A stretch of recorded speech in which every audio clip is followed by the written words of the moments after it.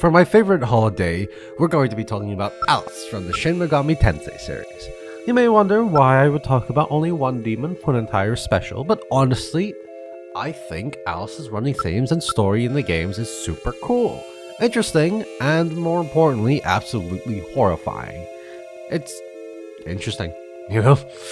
MegaTen can get absolutely creepy, but there are very few demons that really tap into that other than Alice. It would surprise you, but a lot of traditionally horror creatures in mythology, such as the Wendigo or Bigfoot, are really not played for scares, but tamed down.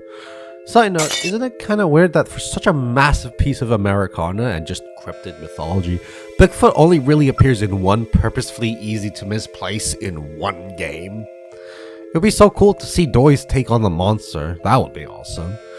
Or, in other cases, the monster is purposefully toned down, like with Mothman. I may get some hate for this, and I get it, but I do like the design, it's cute and all, but god it's disappointing. The creature scared the ever-loving poop out of me, the sort of Absol-like creature that is constantly seen in tragedies that you're not sure whether actually caused them or is simply trying to warn us about them. Perhaps this design is emphasizing the latter, but it would be really cool to have a creepy design, because I think even the latter is terrifying. This creature that means well, but annoyingly causes untold horrors and misfortune. Which is something we'll be touching on heavily later on in analysis. Yes, I think Alice hits this form of horror spot on, and I would like to touch on that because I think it's really cool. First off, let's define her origins and background. The creation of. Alice is one of the most interesting demons in this series, as she is one of the few, and I think the only demon, to not really have a solid adaptation. Jack Frost, for as unique as they have become, is ultimately built on the Jack Frost spirit of winter. Sure, it's not this cute little guy, but he's made of ice. It's hard to see where the art team got this design from. Yet with Alice, it's a little more difficult. She is dressed similar to and named after the Alice of Alice in Wonderland, but I don't think I really remember the part in that story where Alice decides to start bringing the dead back to life to play with for her amusement. Or the part where she goes to the Mad Hatter and just goes, "Die for me, Lamau," and he explodes to a weakness of dark. Though it's not hard to think about where that comes from. Alice in Wonderland is an old as hell example of how much people love to make stupid fan theories about how dark it really is. I don't really blame them. A lot of this time, this story lends well to... I can't really describe it as anything other than creepypastas, huh? Scary theories. Whatever. Century-old creepypastas about how she's actually going through an acid trip this entire time, and that these creatures are all in her head, or that she's got schizophrenia, and this is all in a psych ward. These stories lend well, as it's one of the oldest and greatest examples of a story where the main character falls from a world we are familiar with into a world completely fantastical to the one that we know. Which, isn't that what an isekai is? Oh god, I should be hanged.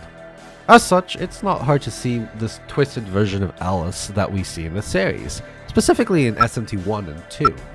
Seen with this sickly zombie-like appearance and wearing cold, muted colors, which we will get into the specifics on, but is a sort of parallel, where she comes back from the land of the dead to the living, like the original story, except she's going to take you into the Wonderland, which is death. You're going to die. Sorry, bud. Hey, it's not so bad. You get to have a pretty cool tea party for the rest of your life. That's enough for now. I think I'm starting to bleed over the actual in-game experiences a bit, so I'll move on. First, however, just wanted to share a mini thought I had. Stop. Okay, so apparently I was completely fucking wrong. Alice from the story is basically based off a real girl that Lewis Carroll knew. It was kind of weird. I don't want to get into it. He hung out with a family and the girl, whatever. Basically the girl died, and there's an urban legend about her that like she tries to go to kids to be friends with them, and that ultimately just leads to them dying, which is literally just Alice from SMT. So I was completely wrong. Don't listen to me. I'm fucking stupid. Uh-oh. Expansion of Dark. Before moving on, I want to talk about the Dark skill type. Unlike in Pokemon, SMT doesn't really have demons that can be defined by their skill types. They're more used as a way to be able to describe how a mythological creature would attack. I think a good example would be light. While you could argue godlike divine beings could use fire or electricity, it's hard not to state the constant themes of bathing in holy light, especially with biblical figures like the angels and... So anything that uses light generally is a divine being or follows laws placed down by those like that. As contrast, dark is the opposite. Anyone who wishes to oppose that divine order, such as Lucifer or Beelzebub, I think, despite how well Pokemon does types for certain things, I think MegaTen is better in certain circumstances, because you can have things like Alice using dark, despite the fact that it's usually used as a way to describe someone who opposes God's order. Like, while I don't think Alice much cares about God at all, she still fits dark pretty well. Her curses and all of that. That in turn affected other things in the series, like in Persona 5 renaming it to Curse Magic, and while Persona 5 leads heavily into opposing law you think is unjust, I think Alice opens the door into what dark can mean, allowing the protagonist to use it. Anyway, off to the actual series analysis. Shin Megami Tensei 1. This is where it all starts and where most of the stories are driving their inspirations from, and what an introduction it is. I touched on before in this channel how much I love this game, and this is one of the interesting reasons why. There's just so many cool things going on in the background that you're not aware of. And if there's any reason why you should play SMT1, this is one of the reasons. It introduces and sets up so many cool background things that go reused in the series, like the 4 Heavenly Kings, Alice, Destiny, and so many other things. Anyway, let me set the scene. You, the heroine, and the law hero were chilling in the post-apocalypse doing... well, I kind of forgot what was happening here, but that doesn't matter. You enter Roppongi Station and see a live, happy crowd. What a rare sight. So you go upstairs to see the managers and see 2 happy fathers and their daughter. The fathers go, "Please give my daughter Alice anything she wants to make sure she's happy. That's all that matters to me." You do. She looks a bit pale, but whatever. You want us to get what? Here, Anya. Alright, here you go. Okay, what do you want now? I want you to die for me. Okay. Wait.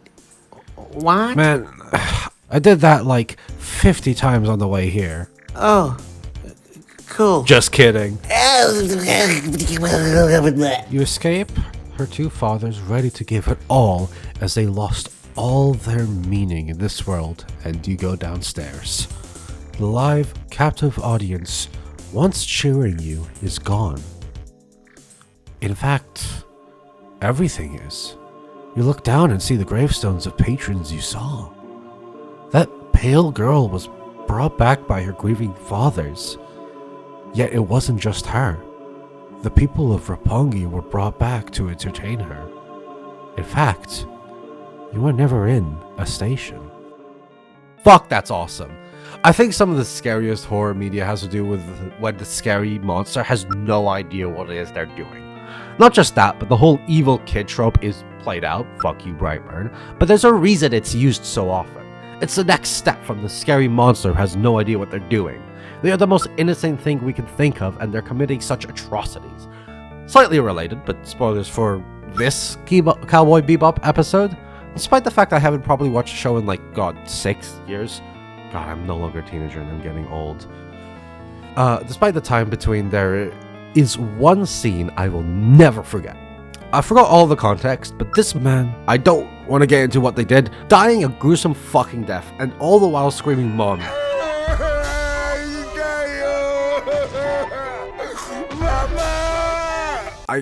I'm getting shivers just remembering it. Childlike horror villains are terrifying because of the contrast, but it also makes you feel worse than them. Like, this pillar of innocence in our head is committing atrocities we never thought of, and does that mean that we are all capable of even worse? Not just that, but in Alice's case, she has no idea what she's doing. She's just playing with her friends. She has no idea that she's actually tormenting these souls, and even if she does, she has no idea the gravity of it. Her uncles just brought her some new friends. Another thing I want to touch on that makes her scarier is, what does a tantrum look like? All this time, Alice has brought everything she wants, including bringing the dead back to life by her dads, and they do it plenty for love of their daughter. But for you, it's more of a thing of fear. You have no idea what she can do when she's told no, because she never is. So when she asks for something that you say no to, she does what any pampered kid does. Try to get it anyway. In this case, that's you, dead. Which, if you died in this fight, I just want you to remember what became of those around you. Future media. You may notice that there are no specific chapters for specific cases, and that this chapter is very long, and yeah. After that, you'd think Atlas would continue on the creepy demons, but it's just not as overt anymore, sadly. Atlas shows up as a secret boss in SMT2 and If, which is really cool, and also is the origin of the Fiends theme, because, you know, they're associated with death, and so is she, so that's really cool, but that's it, really. Outside of saying her catchphrase / signature move, that's really been it for her. That is until SMT5 Vengeance. Now, I'm not going to say it's better than the SMT1 reveal and all of that. Well, it kind of is, simply because it looks better and has better gameplay, which, once again, Atlas pleased me. The full remake of SMT1 and 2. With Pretsterns, I would pay all of my organs for that, other than my alcohol-filled liver, just to see that. Screw the P4 and P1, not P2, though. This is what I wanted to see. What were we talking about? Oh yeah, this gets so many points for the atmosphere alone. You enter this weird, foggy area outside the map, walking forward, seeing all of these people reenacting references to the original Alice in Wonderland story, where all of these people are unaware of the real situation they're in. Before you know it, you reach the Cheshire Cat. Who is this Nekomata? She explains everything and leaves. Much to the dismay of Alice, all of our friends are leaving now. Passing on to the other side, as they say. Alice is terrified and angry at this. Abandonment before her big sis leaves. Parting, she says she had so much fun playing with Alice, but we'll need to go to the other side. This is creepy and I love it, but it's also very bittersweet. It ends with Alice finding a new friend with you, and I think that's cute. If not a bit terrifying, but whatever. Conclusion. In conclusion, I don't know, man. Give us an SMT1 remake and make Mothman scary with buff arms, big teeth, and a great big bushy beard, with his boyfriend Bigfoot, who is a foot. If you liked what you saw, please check out my Ko-fi if you can and are able to. I have a goal set up so that I can buy a Krispy Kreme donut to review. Other than that, before you go, you will be met by two options. On the left, a video algorithmically designed for you to enjoy. And on the right, my most recent endeavor. Now, which will you choose?